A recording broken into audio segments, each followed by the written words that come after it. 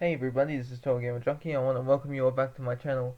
So, I actually found this post out yesterday and I thought today I might make a video and talk about it.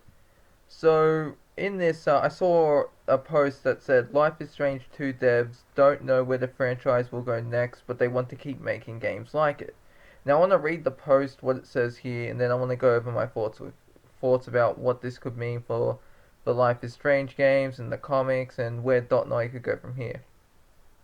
Developer Dot Nod's is it Dot Noid? No, it's Nod, isn't it? Yeah, developer Dot Nod's choice-focused narrative Life is Strange games have come to occupy a specific niche on the video game industry landscape, whatever that word is, niche or niche. Life is Strange and Life is Strange 2 tell stories about coming of age and growing up, and while both seasons of the franchise also include kids with fantastic supernatural powers, they also try to focus on getting at subjects that are relatable in everyday life. Life is Strange 2 is particularly interesting for its setting in the current US political climate, taking place right before the 2016 presidential election and including a lot of issues and rhetoric surrounding it.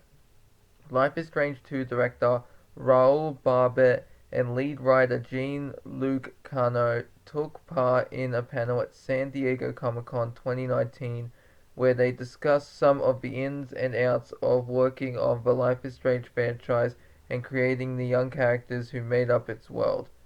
Ahead of the panel, Barbet and Cano sat down with GameSpot to talk about the burgeoning Life is Strange universe, which now spans Life is Strange, its prequel Before the Storm, Life is Strange 2, and The Adventures of Captain Spirit, a free episode that functions as an add-on story for Life is Strange 2.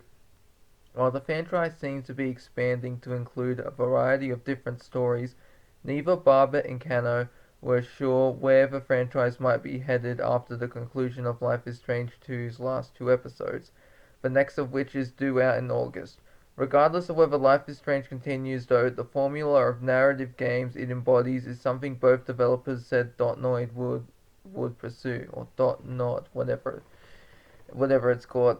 So that's interesting. So we may not get a Life is Strange free after this. This might be it. After we get episode 4 and 5, that's it. Because I know the game isn't really as popular as the first Life is Strange, because a lot of people didn't like what they've done, how they just left Max and Chloe behind, and are continuing with this with these new characters. Even though it's in the same universe, it's still kind of sucks. Like for me, the reason it sucks is because if any of you have ever played Dragon Age, you know after you finish the first one, when you create a when you start the second game and import your data, even though even though you're playing as a different character, what your character did in the previous game affects the next game, and you get to see what that effect on the world has been, and you even get to find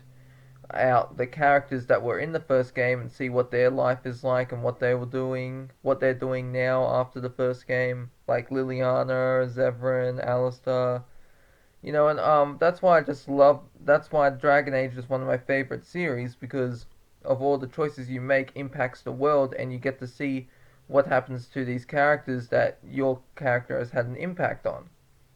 So, if we don't get a Life is Strange 2 game, what can we expect? Well, for one thing, I know that I'm pretty sure Dotnoid is working on the game.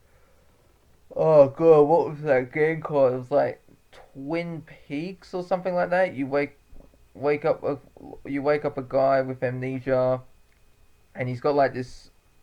He talks to himself basically like a split personality, and he wakes up in the bathroom and there's blood all over the sink and a shirt, and he has to figure out what he's doing. I'm pretty sure Dotnoid's making that. Yeah, but after that, so if we don't get a Life is Strange 2 game, what game could we get?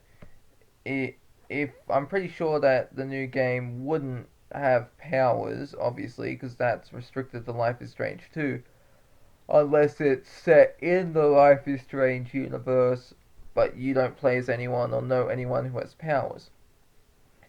Now, the comic, I do believe the comic will still be going on because Titan's making the comic. It's not being made by Dotnoid or Dot Nod. I call it Dotnoid. I'm just gonna call it Dotnoid. Okay, so since Titan's making the comic and not Dotnoid, it's still going to be going on. Like they've even confirmed a ninth arc. So I mean not a ninth arc. Sorry, they've confirmed a ninth issue, which is the third arc, which will be out October 16th. So even if episode 5 does come out in October or November, we're still going to be getting those remaining issues for arc 3. So even when episode 5 has come out, we'll still be getting the issues for arc 3 because obviously episode 3 is going to come out before arc 3 finishes. Now, what I'd like to see for this type of game is I'd like to see them carry over the themes that they have in the Life is Strange games and use them for whatever game that they're using, because really, like, what makes Life is Strange a great game series is they're not afraid to tackle difficult issues like bullying, racism. Like I just really like that, and like death, suicide, or like I'm not saying like obviously not a fan of suicide, but I like how they're adding these serious topics into these games. You know what I mean? So anyways, that's really all I had to talk about in this video. Let me know what you think in the comments below, because I really want to know what your opinion is. Do you think we'll be getting a Life is Strange 3? Do you think the Life is Strange comic series will continue? What do you think the new game Dotnoid will make if they decide not to continue Life is Strange? Let me know in the comment section below. This is TotalGamerJunkie signing off.